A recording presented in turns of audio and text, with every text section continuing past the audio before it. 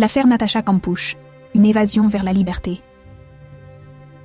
Le 2 mars 1998, à Vienne, une jeune fille de 10 ans, Natacha Kampusch, disparaît en plein jour, alors qu'elle se rend à l'école, plongeant sa famille et toute l'Autriche dans l'angoisse. Enlevée par Wolfgang Priklopil, elle est emmenée dans une petite maison banale où un cauchemar de 8 ans commence. Priklopil la cache dans une minuscule cellule souterraine de 5 mètres d'art, insonorisée et équipée de serrures complexes. Natacha vit une existence de privation et de terreur. Sa cellule est étroite, sombre et dépourvue de confort.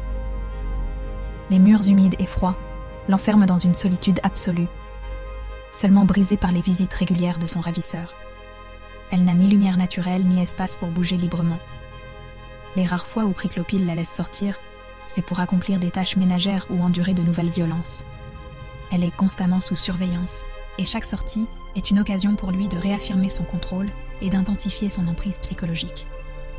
Malgré la réclusion, Natacha développe une résilience incroyable.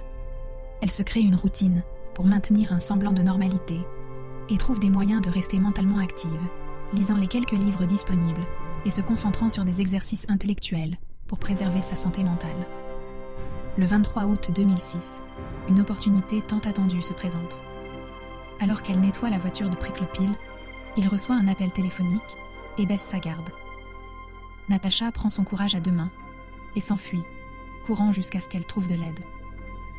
Son évasion réussie, Natacha contacte la police, mettant fin à son calvaire. Priklopil, se sachant traqué, se suicide peu après. Natacha, maintenant libre, doit affronter un nouveau défi: reconstruire sa vie sous les feux de l'actualité mondiale. Comment une jeune fille a-t-elle pu survivre à une telle épreuve avec une force mentale si remarquable? Que nous enseigne son histoire sur la résilience humaine face à l'adversité la plus extrême?